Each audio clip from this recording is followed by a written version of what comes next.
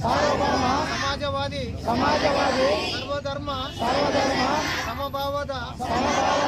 ಪ್ರಜಾಸತ್ತಾತ್ಮಕ ಗಣರಾಜ್ಯವಾಗಿ ರಚಿಸಲು ಮತ್ತು ಅದರ ಸಮಸ್ತ ನಾಗರಿಕರಿಗೆ ಸಾಮಾಜಿಕ ಆರ್ಥಿಕ ಮತ್ತು ರಾಜಕೀಯ ನ್ಯಾಯ ವಿಚಾರ ಅಭಿವ್ಯಕ್ತಿ ವಿಶ್ವಾಸ ಧರ್ಮಶ್ರದ್ಧೆ ಮತ್ತು ಉಪಾಸನಾ ಸ್ವಾತಂತ್ರ್ಯ ಸ್ಥಾನಮಾನ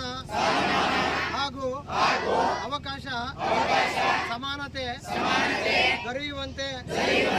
ಮಾಡಲು ಮತ್ತು ವ್ಯಕ್ತಿ ಗೌರವವನ್ನು ರಾಷ್ಟ್ರದ ಏಕತೆಯನ್ನು ಹಾಗೂ ಅಖಂಡತೆಯನ್ನು ಸುನಿಶ್ಚಿತಗೊಳಿಸಿ ಅವರಲ್ಲಿ ಭ್ರಾತೃಭಾವನೆಯನ್ನು ವೃದ್ಧಿಗೊಳಿಸಲು ಶ್ರದ್ಧಾಪೂರ್ವಕ ಸಂಕಲ್ಪ ಮಾಡಿದವರಾಗಿ ನಮ್ಮ ಸಂವಿಧಾನ ಸಭೆಯಲ್ಲಿ 1949ನೇ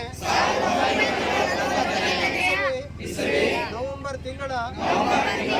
26ನೇ ತಾರೀಖಾದ ಈ ದಿವಸ ಈ ಮೂಲಕ ಈ ಸಂವಿಧಾನವನ್ನು ಅಂಗೀಕರಿಸಿ ಅಧಿನಿಯಮಿಸಿ ಅರ್ಪಿಸಿಕೊಂಡಿದ್ದೇವೆ.